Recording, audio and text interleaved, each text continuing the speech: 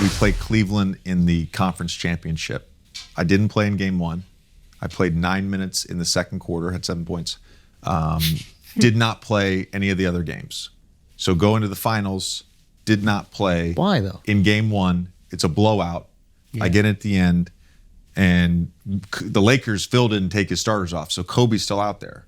So I'm guarding him at the end of this game, and I hit a 3, and I think I got like, I'm going to be not generous, but factual here. I think I got 2 stops against Kobe late in the fourth quarter. They're going to win the game, 2 stops. But it was like, I battled them. You know what I mean? Felt good about it. So then I'm like, oh. So then I played in game 2. We lose. We go down 2-0. I don't play in game 3. Game 4, I play a lot. Game 5, I don't play till the end of the game in the fourth quarter. So it's a very like up and down thing. I always tell people this. It wasn't like a highlight because we lost and it fucking hurt so bad and it was the closest I ever got. But truthfully, like the high point of my career was getting to guard. I guarded Kobe Bryant in the NBA Finals. Yeah. There's like, you know, I have multiple pictures saved of like me and him. There are pictures of him and I'm in the background. But it's like, that's something that, you know, tell your my grandkids for sure. Yeah, that's awesome. Greatest player you've ever played against? You're gonna put it there? I'm really curious.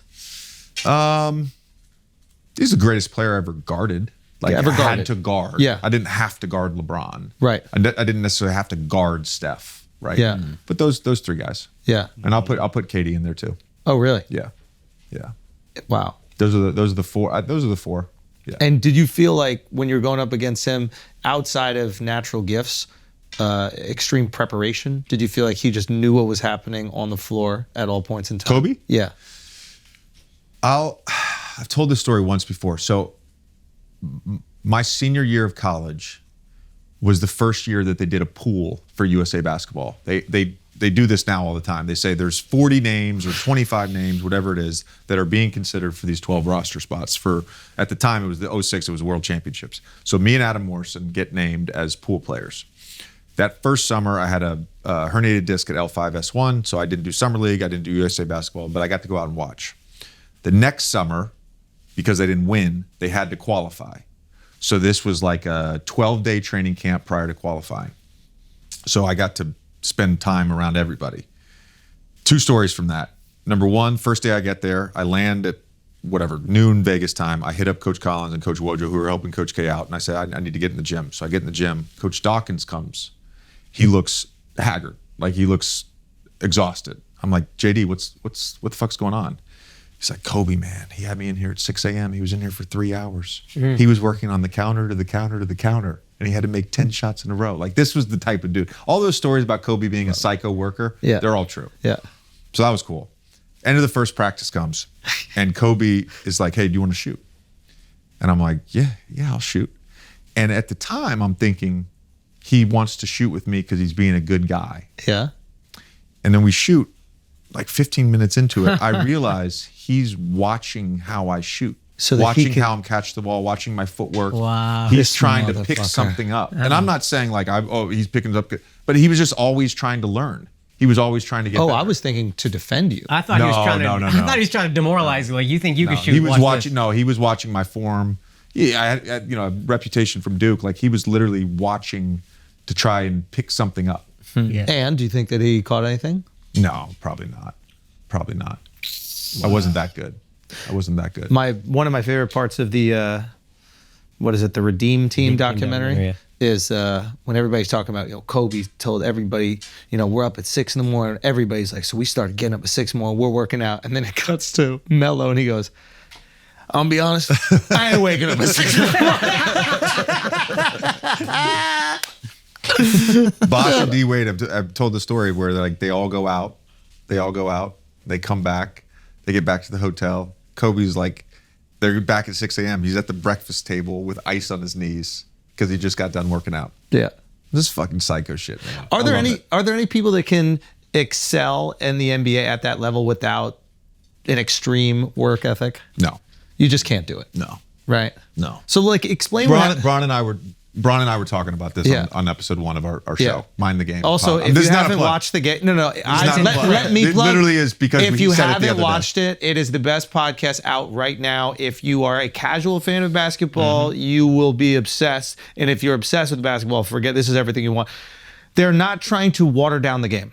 Yeah. There are two basketball nerds geeking out over basketball and don't give a flying fuck if you understand it or not. And I actually like what you did in the beginning where you explained a few of the plays. I thought that was really important. Yeah. And then bringing it out during it was very helpful. You get the graphics. Love it. Because showing replays. I saw a social clip and it didn't have it, the little clip I saw. You know what's funny? It was the only thing we couldn't find something for after the fact. We found it on WNBA and we found it in college basketball. Because that coverage of the baseline out of bounds play, we couldn't find it in the NBA. It's interesting. And now like people have posted shit on like this was the Thunder in 2019. Motherfucker, I couldn't find that clip. But I remember seeing that clip before I watched the episode going, "Ooh, it'd be so nice if they had like graphics or something so we would understand." And I remember, and then the beginning of the episode, you're explaining these few plays. Anyway, it's fucking awesome. I'm sure all of you have already watched it. If not, go watch it. And they're continuing to release episodes. So you were saying. Anyways, the only reason that it popped in my brain is because we put the social clip out today where he talks about this. Yeah. Like the idea of like being elite in the NBA and not working to an extreme level, right? Yeah. It's impossible. And the thing he says, which I laughed at and I think it's hilarious, is he said, what does discipline mean? Discipline means you sacrifice loved ones. Yo, that was crazy. But it's like, it's actually I thought what you said was great too, which is like you're like, I've said to my wife and family, this is a selfish endeavor. I had so much guilt over that. And my wife, she, like, I'm traveling all season. Yeah. I'm traveling all season, right? We have 41 road games, playoffs. I'm locked in. There was a time I had to guard James Harden a lot when I played for the Clippers and he was on the Rockets, and we had a Sunday ABC game, and her family was in town, her parents and her aunt, and we went to this little Mexican place in Manhattan Beach, and I was fucking zoned out. Yeah, of course. Yeah. Kimberly Martin in the green room today.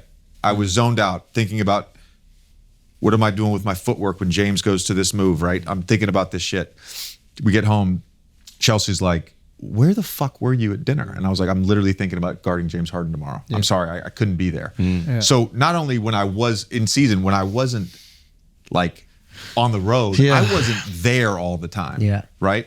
And so I had this tremendous sense of guilt. And I found this quote about, striving for greatness is the stupidest thing, but it wasn't the quote, but it's like, that is a selfish pursuit. Yeah.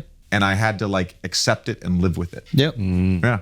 And sucks. the people that love you also have to accept it. Yeah, and Chelsea has. Thank God. Yeah. Thank God. It is, but it's a good perspective to have because it's very easy to like flip it and frame it as, hey, I'm a provider and that's all I do. And it's like, no, we do this for ourselves too. Yeah. And the people that love us understand that it, feeds our souls as well. And then we also happen to provide a pretty awesome life, and that's great. People benefit. But once you got that 23 million from the 76ers, you could have taken off a little bit, but you're like, fuck it, send me to Dallas. This is my problem in life. Yeah. It's a good thing and a bad thing. Okay. So I was very routine oriented, and it wasn't just the routine of like, oh, this is how I'm going to put my socks on. I meant the work. The work was very routine. And so what happened throughout my career is this is my baseline level of work. And once it became manageable, this is my baseline level of work. And once it became manageable, this is my baseline. And the same fucking thing is happening right now. I can see it. In media. You got 3 podcasts. It's like, you're on ESPN. Like last year, I added a second show on Monday, right? I started calling games full time. It was a little bit of a trip. And then I got to the point I was like, okay, I figured out how to manage this. And all of a sudden it's like, all right, let's do a LeBron show. Yeah. Yeah. And it's, I don't think there's anything beyond this for me. I don't know if I could add anything else. This is it. But at the same time, you're filling your plate. I imagine you're not the guy who's just going to be able to sit back, relax, and sip a mint julep. You need a cook.